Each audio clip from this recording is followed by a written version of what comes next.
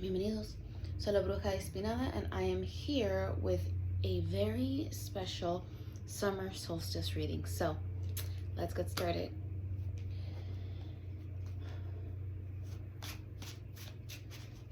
Infinite Universe. Ooh. We have the Eight of Coins.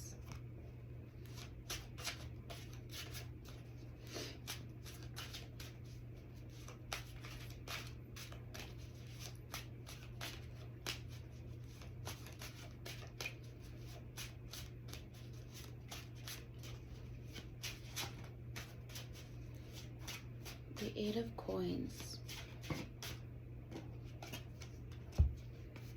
followed by the Queen of Swords and the Five of Coins. This makes so much sense. So, the Five of Coins is typically an indicator of hard times. Hard times financially, hard times in means of lack of resource, feeling ousted, and you've been working hard.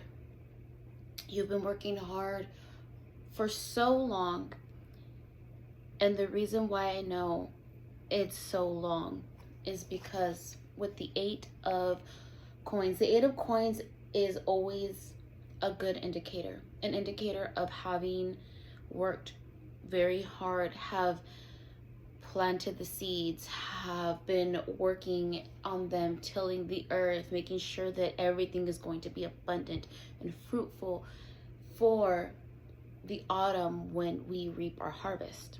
And as we are supposed to be seeing the fruits of our labor, you see here in this image that this individual's feet are bloodied. They are tired. That's not to say that this is something bad, but when it's paired with the Five of Coins, it's just been a struggle. It has clearly been a struggle. And one of the things that I want to point out is that you see a flock of swans, and there's one swan looking at the individual who is having a hard time. They are having a breakdown, if you will.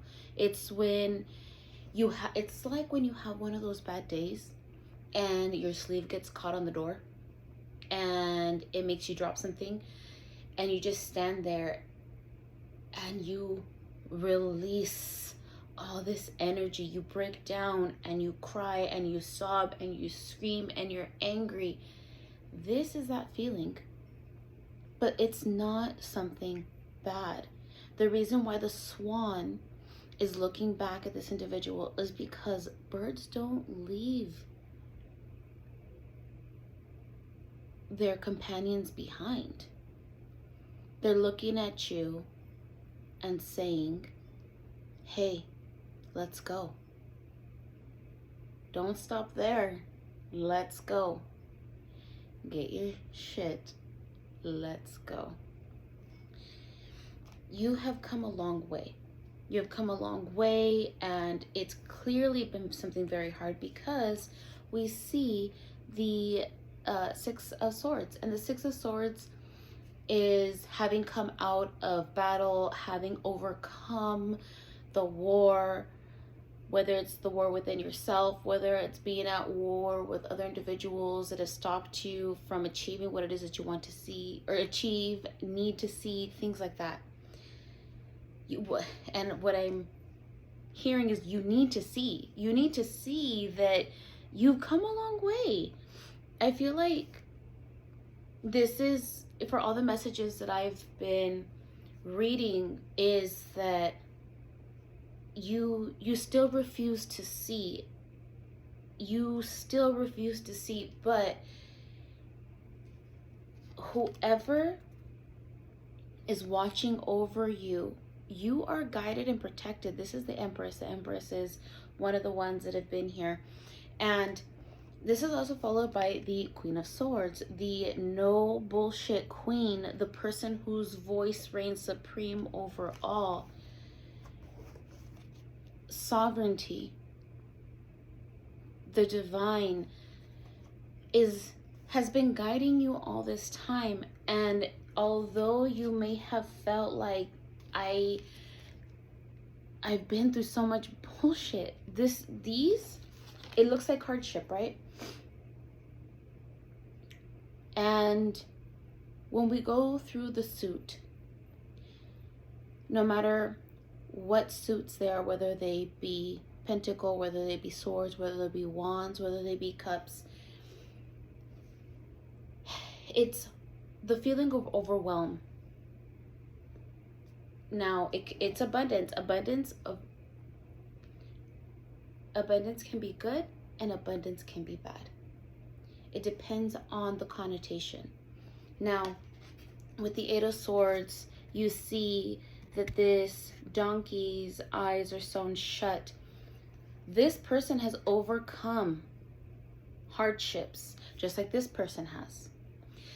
Their eyes are closed. They are not seeing what they've overcome, how far they've come from everything that they've had to bear, all the burdens that they've had to endure. You're in the clear. You're in the clear. You just have to trust that the divine has been guiding you this whole entire time, that you've been protected. It's been for the betterment of your life. You've been asking for this. How did you think it was going to happen? That you can't have it all, especially when all sometimes includes negative things. Do you want the negative or do you want the positive? A little bit of pain goes a long way. Now, the reason why I say this is when you are gardening, and if you've never gardened before, if you've never farmed before, one of the things that you have to do is put in the pain of having to do the same repetitious motion over and over and over, breaking the soil, watering. It takes labor, and labor is not easy. Real labor is not easy, whether it's mental labor, spiritual labor, physical labor. It takes a lot out of you. You get tired, you get exhausted. That's a lot of energy that's spent. It's what is pain, but no longer having that strength to endure. And that's where the Empress reminds you, you're reaching and ascending this level. You have been so strong. You have fought and you've overcome. Don't give up now. Let it continue. You are on this journey and you're not going to be left behind. No matter how much you sometimes need to take a break to feel those feelings and wallow in them a little bit. There's nothing wrong in wallowing as long as you don't stay there too long and you get up and you keep moving forward. And you'll get there. I know you're a fighter because the Knight of Swords is here. Someone that is on their way to make their point. Actually, I'll go by this one. Divine Mothers, what lesson do you have? What lessons do you have for those that are watching?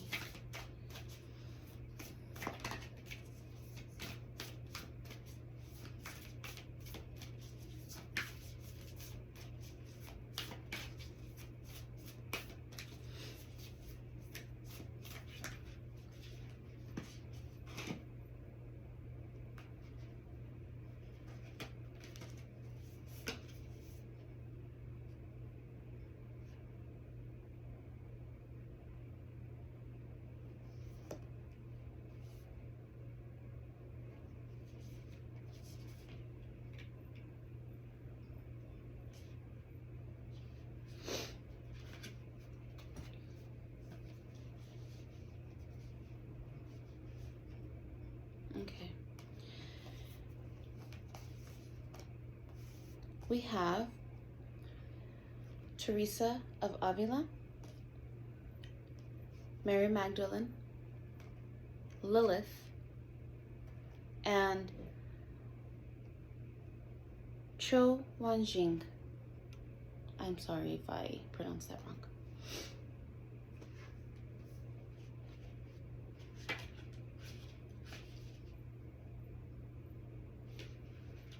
Teresa of Avila.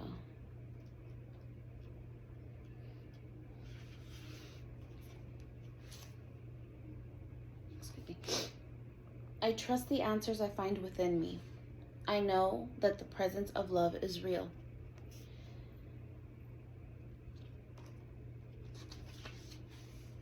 When your soul selects her card, Saint Teresa is a call for the importance of the interior life. She knew intimately about the spiritual wealth we all possess and have access to if we're willing to go inward. She is not only emphasized to need to meditate and to pray in order to reach that innermost castle where the soul waits for us, but she's also instructed the sisters of her convent on how to discern the presence of the soul, or of a saint, or of a holy person that is giving us wisdom from within us. She had a bookmark that supposedly read, "If you have God, you will want for nothing. God alone suffices." This synthesizes the wisdom of her experience. Nothing less than divine love will satiate a seeker, especially once you have met with it from within. She urges us to meditate, to pray, to go inward and meet with the presence of the soul. And when she asks for us to believe that it is real and that the answers we find are real, she asks us to move that inner truth out into the world with confidence and conviction.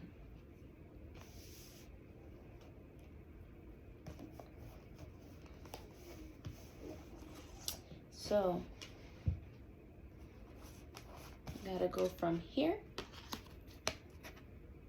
to here. Mary Magdalene.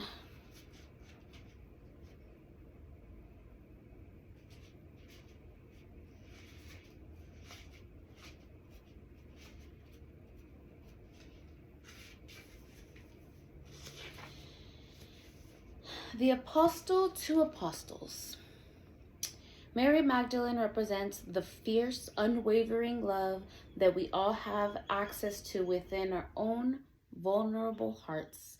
It's a love that renders all things sacred, from the animals to the angels, from the poorest to the most powerful. It's a love that sees the inherent worth of all things. And it's a love that remains even through the darkest times, even through death. Her love is the one that resurrects. The Gospel of Mary Magdalene relates that Jesus came to unite us, to demonstrate to us a true human being, an anthropos, meaning a person who was both fully human and fully divine. This is what Mary became, and that's why she's so beloved to Jesus. She didn't seek to follow him. She sought instead to become her true self. Mary Magdalene reminds us that we have the power to receive vision from within. We are worthy of such proximity to the divine because that's the other half of what it means to be truly human. She reminds us that there is a bridge between heaven and earth, and that we are that bridge. She wants us to remember that the truest church we can ever enter is in the heart. This is where our true power rests, where love never ends. You know what's funny? These two talk about love, and the last card that was at the bottom of the deck is the Lovers. Next we have Lilith. Lilith.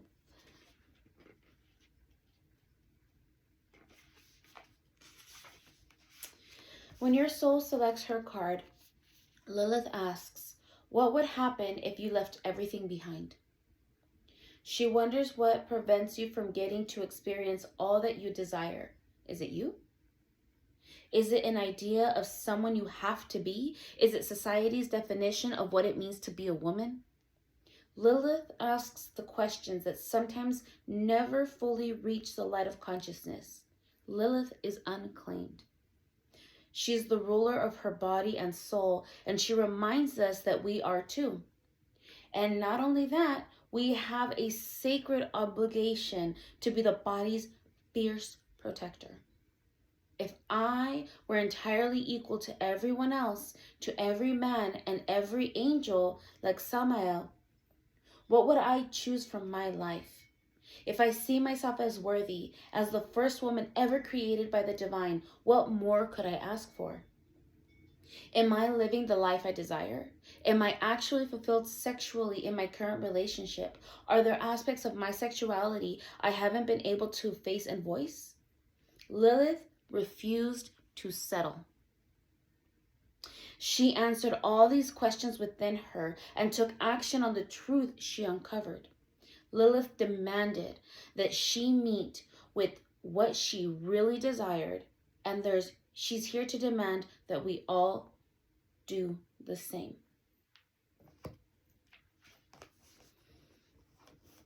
It's ringing very Queen of Swords vibe right there. Cho Xuanxing. Xing. I'm just gonna stop. Oh my goodness.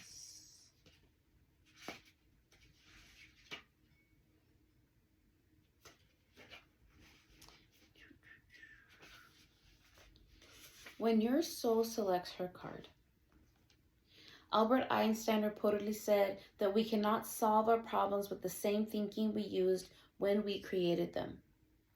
Clarity only comes from clarity. There is a peace and calm that exists far beneath the constant banter most of us listen to all day within our minds. Jungian author Clarissa Pinkola Estes calls it the river beneath the river. It's the steady flow of the universal life force that wants us to reach our goal if we can only get still enough to merge with it. Wu Wei in Taoism translates as doing nothing. It's a sacred feminine art of trusting the force of life that exists within us all. Cho mastered this spiritual practice by calming her mind and experiencing the still center that's at the eye of every storm. Cho is a call for us to be still, to do nothing other than shift our awareness, come out of the current state of mind we're in before making any moves or decisions.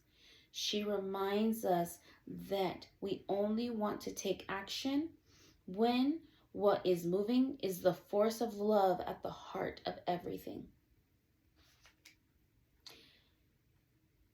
So, as Teresa of Avila was talking about meditating, here is a meditation.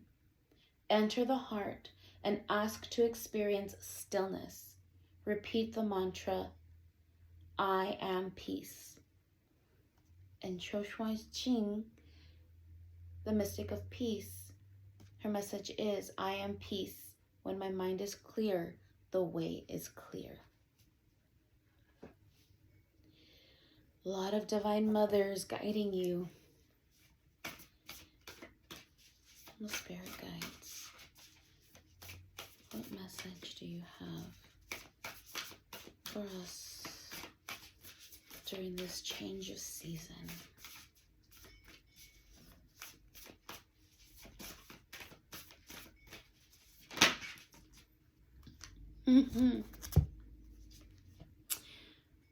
Dev Spirit, be peace. You have suffered long enough. Let yourself Be at peace.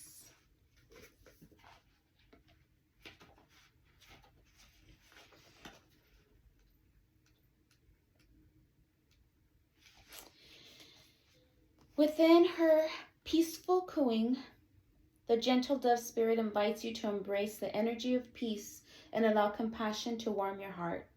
You always have the power to generate peace within you, and the appearance of dove spirit is a reminder that today and every day is a good day to meditate, to quiet any turbulence within you as you embody tranquility.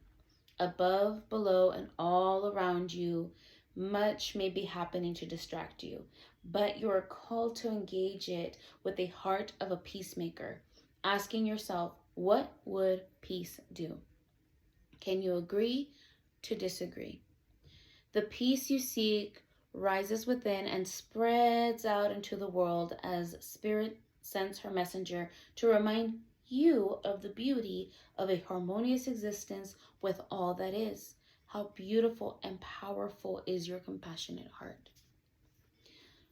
However disturbed the waters around you, however troubled your heart, Dove Spirit is here to remind you that peace without brings within as you reconnect with the Spirit through practices that awaken you from spiritual amnesia. Your true nature is a peaceful child of Spirit, but how easily you forget. You're being invited to sit in the cozy, safe nest of Spirit. Soon, the waters will become still and you will feel peace again. Be compassionate within yourself at this time, for all of us can forget that peace is always at hand, always there, gifted. Gifted to us by Spirit. Become the peace you wish to see in the world, and you can reduce any suffering, performing acts of kindness and radiating love. Spirit also reminds you that when you see inequity or someone harmed or in need, trust that you have the capacity to bring peace through smiling, sending love, speaking a kind word, and listening with a compassionate heart. Do your part to be a peacemaker, nourishing compassion, reminding others of the joy of harmonious coexistence so that they may embrace the Dove Spirit within themselves too. So, a question came to me as I was reading those last bits. There's a lot of meditation. There's a lot of speak. However, Lilith came out. Now remember, Lilith, her message was, I am the voice of my body and soul. I choose the life that I desire to live. Now, there comes a point when peace is being emphasized. That's not to say that you're going to let your voice be taken away. You're not going to silence your voice. In fact, you're going to defend your voice. It's just switching the concept of how are you going to approach it. Lilith is not by any means weak. She is strong, as well as all these divine mothers. They are all strong. There is strength in peace. But the main aspect of this message is, what are you going to choose? Are you going to choose to continue to mourn, which is fine? It is your choice. Or are you going to ride, to defend your voice, conquer, and overcome, to ascertain what you've been working so hard for? This is your time to co-create, to collaborate with Spirit. Spirit's calling on you. Spirit's been calling on you. The greatest way to know that you overcome battle and war is to finally be at peace. And once you're at peace. You will achieve a level. This is another one that was under the deck, under the Lovers. Another Sovereign. And under that is the Two of Wands. And the Two of Wands is that choice. What are you going to choose? Today's the first day of the new season. We just had the new moon. What will you choose as you move forward? I sincerely hope this helped, and I will see you guys next time.